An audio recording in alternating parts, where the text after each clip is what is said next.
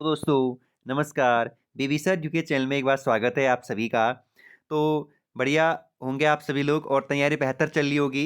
Lump sum current affair की series में central current affair हम लोग देख रहे हैं दोस्तों, और 2021 और 22 के सम्मान और पुरस्कारों को हम लोग पढ़ रहे थे दोस्तों। आइए इस सीरीज को कंटिन्यू करते हैं और एपिसोड नंबर 7। ठीक है दोस्तों, आज का पहला प्रश्न है, काफ़ी महत्वपूर्ण प्रश्न होने वाला है दोस्तों। पहला प्रश्न है, 57वां ज्ञानपीठ पुरस्कार से सम्मानित किसे किया गया? तो आप याद रखेंगे यह होने को तो आपको 2021 में ही देना था ये, ठीक है दोस्तों, लेकिन 2022 में दिया गया। तो आप याद रखेंगे दामोदर मावजो को। ठीक है, ज्ञानपीठ पुरस्कार भारत का सर्वोच्च साहित्यिक पुरस्कार है जो साहित्यिक क्षेत्र में उत्कृष्ट लेखकों को उनके योगदान के लिए दिया जाता है। आप ये बात याद रखेंगे दोस्तों कि ज्ञानपीठ पुरस्कार किस क्षेत्र में दिया जाता है। अगर पूछा जाएगा दोस्तों ज्ञानपीठ पुरस्कार की स्थापना कब हुई थी, तो 1961 में। और पहला ज्ञानपीठ पुरस्कार दिया गया था दोस्तों साल 1965 में। मलयालम लेखक थे जी शंकर कुरुप जी को पहला ज्ञानपीठ पुरस्कार से नवाजा गया था। वहीं अगर सवाल पूछा जाएगा दोस्तों आप लोगों को कि ज्ञानपीठ पाने वाले पहले महिला भारतीय कौन, तो आशापूर्ण देवी। ठीक है दोस्तों, आप याद रखेंगे बंगाली लेखिका थी ये दोस्तों, और 1976 में इनको यह पुरस्कार से नवाजा गया था, आप याद रखेंगे। ठीक है, वहीं अगर सवाल पूछा जाएगा हिंदी भाषा का पहला ज्ञानपीठ पुरस्कार किसे दिया गया, तो सुमित्रा नंदन पंत जी को चितंबरा के लिए दिया गया 1968 में। ठीक, और अगर यहाँ से सवाल इस तरीके से भी बन सकता है दोस्तों, यहाँ पर मैंने लिखा है आप लोगों का दोस्तों, ज्ञानपीठ पुरस्कार पाने वाली प्रथम महिला आशापूर्ण देवी, बंगाली लेखिका, और इनको दिया गया 1976 में। वहीं अगर सवाल पूछा जाएगा 1968 में, तो सुमित्रा नंदन पंत जी को भाषा के लिए हिंदी भाषा का पहला ज्ञानपीठ पुरस्कार से नवाजा गया था, आप ये बात याद रखेंगे। अगर यहीं पर आपको सवाल यह पूछा जाएगा कि 56वां ज्ञानपीठ पुरस्कार किसे दिया गया, तो नीलमणि फुक्कन को दिया गया। किसको दिया गया दोस्तों? नीलमणि फुक्कन को दिया गया, आप ये बात अच्छे से याद रखेंगे। और ये असमिया असमिया लेखक है दोस्तों। ठीक है, आगे बढ़ते हैं। आज का नेक्स्ट प्रश्न दोस्तों देखेंगे, साल 2022 में पद्म विभूषण से कितने लोगों को सम्मानित किया गया, तो आप याद रखेंगे 4 लोगों को। कितने लोगों को दोस्तों? 4 लोगों को दिया गया। ठीक, और ये चारों लोग इस प्रकार है दोस्तों, यहाँ पर आपको याद रखना है। जो सबसे पहला पद्म विभूषण पुरस्कार दिया गया दोस्तों, उसमें आपका बिपिन रावत जी है। सेकंड आपका राधेश्याम खेमका है। तीसरा आपका कल्याण सिंह रावत है, और चौथा आपका प्रभा अत्रे है। ठीक है, तो यहाँ पर जो आपको याद रखना है कि बिपिन रावत जी का संबंध किससे था, तो ये सिविल सर्विस से थे दोस्तों, मतलब सीडीएस से थे, आपको पता है। और ये उत्तराखंड के पौड़ी डिस्ट्रिक्ट के रहने वाले, ठीक है दोस्तों, थे। और इसके बाद राधेश्याम खेमका, और सवाल पूछा जाएगा कि इनको मरणोपरांत पे दिया गया है, और बिपिन रावत जी को भी और कल्याण जी को, ये तीनों ऐसे हैं, ऐसे पर्सन हुए हैं जिनको मरणोपरांत के उपरांत आपका यह पद्म विभूषण से इनको नवाजा गया है। ठीक है, और राधेश्याम खेमका दोस्तों साहित्यिक इनका संबंध रहा है, और ये बिहार के रहने वाले हैं। कहाँ के दोस्तों? बिहार के रहने वाले थे, आप ये बात याद रखेंगे। ठीक, वहीं अगर सवाल पूछेगा कल्याण सिंह रावत, तो ये पब्लिक अफेयर से थे, राजनीतिक इनका संबंध रहा है दोस्तों, और ये आपका दोस्तों उत्तर प्रदेश के रहने वाले।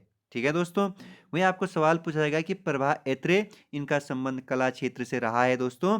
ठीक, और ये महाराष्ट्र से बिलोंग करते हैं। ठीक है दोस्तों, आगे बढ़ते हैं। 2022 में पद्म विभूषण से सम्मानित कितने लोगों को, तो 2022 में दोस्तों पद्म भूषण से दोस्तों 17 लोगों को सम्मानित किया गया है, जबकि पद्म विभूषण से 4 लोगों को सम्मानित किया गया है। इसमें से 3 मरणोपरांत है दोस्तों, 3 लोगों को, और एक आपका क्या है अभी, ठीक समझ गए होंगे। नेक्स्ट दोस्तों, 2022 में पद्मश्री से कितने लोगों को सम्मानित किया गया है, तो 107 लोगों को सम्मानित किया गया है पद्मश्री से। नेक्स्ट प्रश्न है दोस्तों, काफी महत्वपूर्ण यह प्रश्न है। प्रसिद्ध सामाजिक कार्यकर्ता सिंधु ताई सपकाला का हाल ही में निधन हो गया है, इन्हें किस वर्ष पद्मश्री दिया गया था, तो आपको याद रखना है सिंधु ताई सपकाला का हाल फिलहाल में निधन हो गया है साल 2021 में ही। तो आपको याद रखना है कि इनको पद्मश्री से नवाजा गया था 2021 में, और इनको एक बहुत बढ़िया नाम से भी जाना जाता है, महाराष्ट्र की मदर टेरेसा भी इनको कहा जाता है। तो यह प्रश्न काफी महत्वपूर्ण हो जाता है दोस्तों आप लोगों के लिए कि महाराष्ट्र की मदर टेरेसा किसे कहा जाता है, तो याद रखिएगा आप सिंधु ताई सपकाला जी को जाना जाता था। ठीक है, नेक्स्ट प्रश्न दोस्तों आपको याद रखना है, मदर टेरेसा पुरस्कार 2021 से किसे नवाजा गया है? तो आपको याद रखना है, मदर टेरेसा पुरस्कार से डेनमार्क देश को नवाजा गया है और इनको यह पुरस्कार दोस्तों पर्यावरण के क्षेत्र में दिया गया है दोस्तों। अगर सवाल पूछा जाएगा कि डेनमार्क देश कहाँ स्थित है, तो यूरोप महाद्वीप में यह देश स्थित है। और अगर सवाल पूछा जाएगा कि डेनमार्क की राजधानी कहाँ है दोस्तों, तो कोपेनहेगन आप सीधे सीधे आंसर करके आएंगे। ठीक है दोस्तों, आइए नेक्स्ट प्रश्न है दोस्तों आज का, कलिंग रत्न सम्मान 2021 से किसे सम्मानित किया गया है? तो विभूषण हरिश्चंद्रन जी को आपका कलिंग रत्न पुरस्कार 2021 से सम्मानित किया गया है। ठीक है, नेक्स्ट प्रश्न है दोस्तों, काफी महत्वपूर्ण यह प्रश्न है, स्वामी ब्रह्मानंद पुरस्कार 2021 से किसे सम्मानित किया गया है? तो आप याद रखेंगे, आनंद कुमार जी को आपका स्वामी ब्रह्मानंद पुरस्कार से नवाजा गया है और इनको यह पुरस्कार दोस्तों गणित के क्षेत्र में दिया गया है। और अगर सवाल पूछा जाएगा कि किसके लिए दिया गया है, तो आपको याद रखना है गणित के क्षेत्र में सुपर 30 के लिए दिया गया है। अब हम देखेंगे दोस्तों कि सुपर 30 क्या है। तो सुपर 30 दोस्तों बिहार के पटना स्थित रामानुजन स्कूल ऑफ मैथमेटिक्स का एक कोचिंग प्रोग्राम है दोस्तों। ठीक है, आइए आज का नेक्स्ट प्रश्न देखते हैं, किस भारतीय अभिनेता को फोर्ब्स के द्वारा लीडरशिप अवार्ड 2021 से सम्मानित किया गया है? तो सोनू सूद को दोस्तों आपका लीडरशिप अवार्ड 2021 से सम्मानित किया गया है। आप यह बात अच्छे से याद रखेंगे। ठीक है दोस्तों, नेक्स्ट प्रश्न, किस भारतीय वास्तुकार को रॉयल गोल्ड मेडल 2022 प्रदान किया गया है? तो आपको याद रखना है कि आपका बालकृष्ण दोषी जी को आपका रॉयल गोल्ड मेडल 2022 से नवाजा गया है। ठीक है, नेक्स्ट प्रश्न है आज का, काफी महत्वपूर्ण यह प्रश्न है, राष्ट्रीय जल पुरस्कार से सम्मानित कौन सा राज्य? तो आपको याद रखना है, राष्ट्रीय जल पुरस्कार से उत्तर प्रदेश राज्य को मिला है या उत्तर प्रदेश राज्य को यह सम्मानित किया गया है। तो वही सवाल पूछा जाएगा कि दूसरे नंबर पर कौन सा राज्य रहा है दोस्तों? तो आपको याद रखना है, राजस्थान वह राज्य रहा है। ठीक है, नेक्स्ट प्रश्न है, विंग्स इंडिया इवेंट 2022 में किस हवाई अड्डे ने कोविड चैंपियन पुरस्कार जीता? तो कोचिन इंटरनेशनल एयरपोर्ट ने दोस्तों विंग्स इंडिया इवेंट 2022 में आपको याद रखना है कोविड चैंपियन पुरस्कार जीता है 2022 का। आज का नेक्स्ट प्रश्न है दोस्तों, 5वें वुमेन ट्रांसफॉर्मिंग इंडिया अवार्ड में नीति आयोग द्वारा कितनी महिलाओं को सम्मानित किया गया? तो आपको याद रखना है, 5वें वुमेन ट्रांसफॉर्मिंग इंडिया अवार्ड में टोटल 75 महिलाओं को यह पुरस्कार मतलब नीति आयोग द्वारा सम्मानित किया गया है। ठीक है दोस्तों, नेक्स्ट प्रश्न है, महिला हॉकी एशिया कप 2022 का खिताब किसने जीता या किस देश ने जीता? तो आपको याद रखना है, महिला हॉकी एशिया कप 2022 का खिताब दोस्तों जापान देश ने जीता है। और यह आयोजन कहाँ हुआ? ओमान के मस्कट शहर में यह आयोजन हुआ और यह आयोजन 21 से 28 जनवरी 2022 के मध्य आयोजित हुआ दोस्तों। ठीक है, वही अगर सवाल पूछा जाएगा तो इंडिया हॉकी का कौन सा स्थान रहा दोस्तों यहाँ पर? तो इंडिया दोस्तों अपना देश प्यारा भारत देश तीसरे रैंक पर रहा दोस्तों महिला हॉकी एशिया कप में। ठीक है, वही नेक्स्ट प्रश्न हो जाएगा दोस्तों आज का, आईसीसी अंडर 19 विश्व कप 2022 का विजेता कौन सा देश रहा? तो आपको याद रखना है दोस्तों, आईसीसी अंडर 19 विश्व कप 2022 का जो विश्व कप विजेता रहा दोस्तों, यह अपना देश प्यारा भारत रहा दोस्तों। अगर यहाँ पर सवाल पूछा जाएगा कि आईसीसी अंडर 19 का आयोजन विश्व कप कहाँ हुआ, तो वेस्ट इंडीज में यह आयोजन करवाया गया था। तो अगर सवाल पूछा जाएगा यह कौन सा संस्करण था, 14वां संस्करण यह रहा दोस्तों। ठीक, और अगर उपविजेता पूछा जाएगा तो इंग्लैंड। ठीक है दोस्तों, भारत अब तक 5 बार अंडर 19 विश्व कप जीत चुका है। यह पॉइंट काफी महत्वपूर्ण है दोस्तों आने वाले एग्जाम के लिए। नेक्स्ट प्रश्न है दोस्तों आज का, टॉपिक है दोस्तों नोबेल पुरस्कार 2022। मोस्ट लगा दीजिएगा दोस्तों, यह प्रश्न यहाँ से आपको इस टॉपिक से 1 या 2 हमेशा हर एग्जाम पे आपको बनते हुए मिलेंगे दोस्तों। अच्छे से हम लोग देखेंगे विथ फैक्ट के साथ दोस्तों, काफी डिटेल के साथ। ठीक है, तो पहला देखते हैं दोस्तों यहाँ पर क्या इंपॉर्टेंट फैक्ट निकल कर आता है। नोबेल पुरस्कार की शुरुआत कब से? तो आपको याद रखना है दोस्तों, नोबेल पुरस्कार की शुरुआत 1901 से।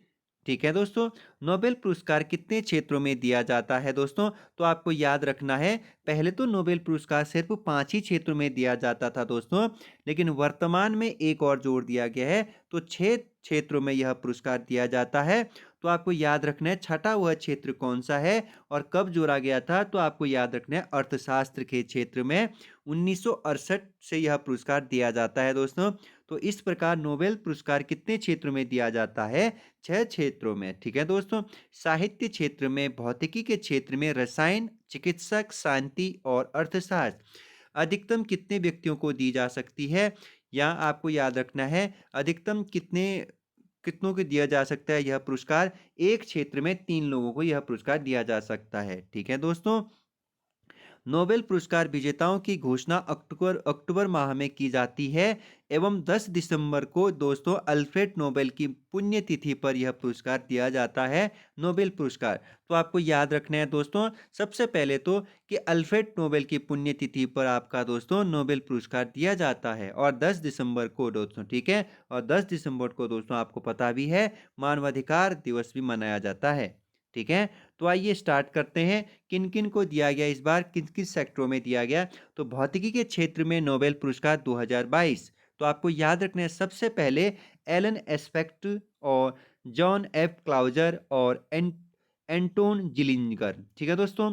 तो एलन एस्पेक्ट हो गया, जॉन एफ क्लाउजर हो गया, एंटोन जिलिंजर को आपका भौतिकी के क्षेत्र में यह पुरस्कार दिया गया है, नोबेल पुरस्कार, ठीक है।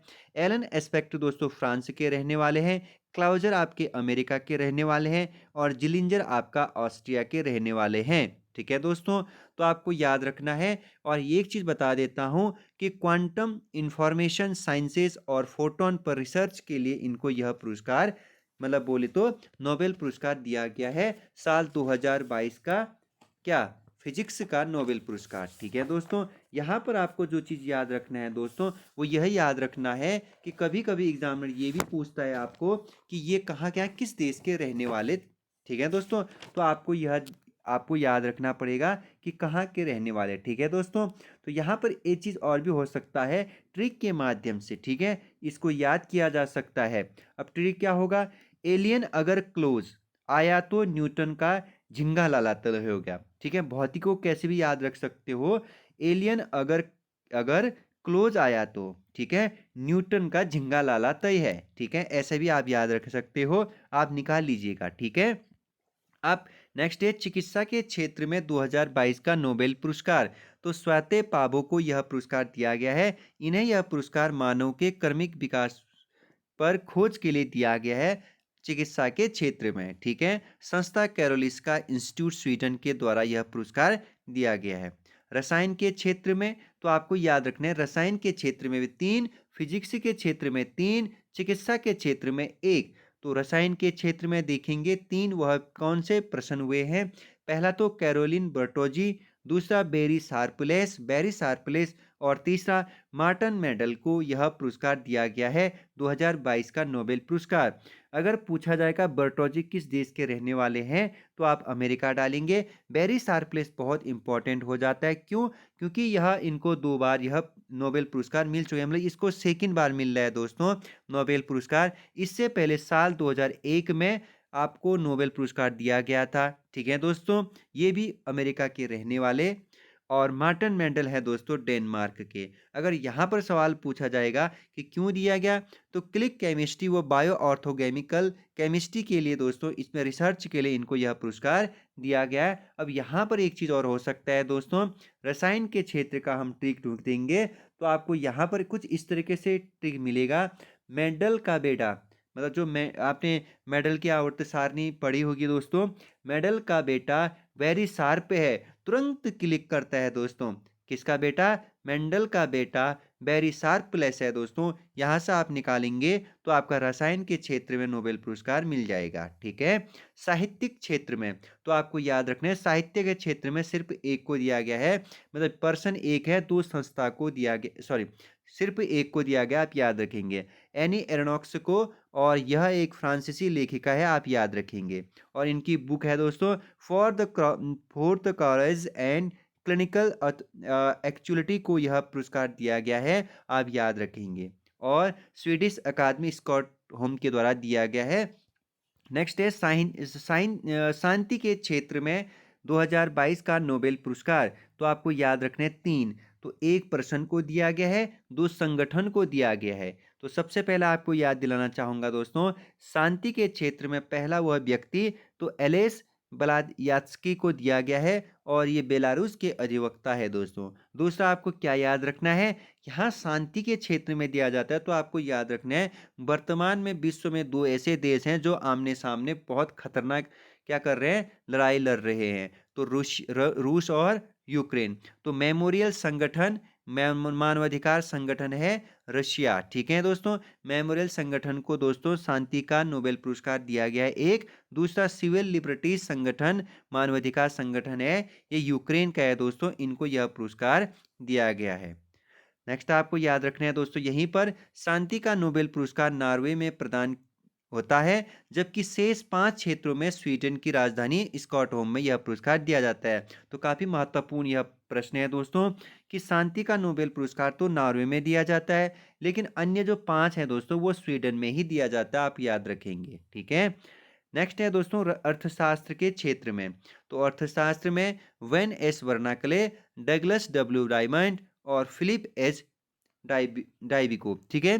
तो आपको याद रखना है, यहाँ पर सबके आगे पीछे ड आ रहा है दोस्तों, तो डायमंड, ठीक है। तो ये तीनों आपके कहाँ के रहने वाले हैं दोस्तों, अमेरिका के रहने वाले हैं। तो अर्थशास्त्र में 3 व्यक्तियों को साल 2022 का नोबेल पुरस्कार दिया गया है। क्यों दिया गया है, बैंकों व वित्तीय संगठन संकट पर शोध कार्य के लिए दिया गया है, ठीक है दोस्तों।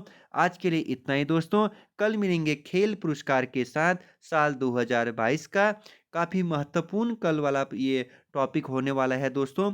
तो तब तक के लिए इन वीडियो को अधिक से अधिक बार रिवीजन करिए दोस्तों। आज का होमवर्क है दोस्तों आप लोगों के लिए कि जितने भी हमने 6 क्षेत्र में नोबेल पुरस्कार दिए दोस्तों, ठीक है, वह नोबेल पुरस्कार आपको याद रखने हैं, ठीक है। और किस किस को दिए गए हैं, किन किन देशों के वह रहने वाले हैं और कौन प्रदान करता है और कब से दिया जाने लगा है दोस्तों। यह आज का आपका क्या होगा, होमवर्क होगा दोस्तों। इसको अधिक से अधिक की बार लिखिए दोस्तों, याद हो जाएगा। तो फिर मिलेंगे कल, तब तक के लिए ख्याल रखें, बाय बाय दोस्तों।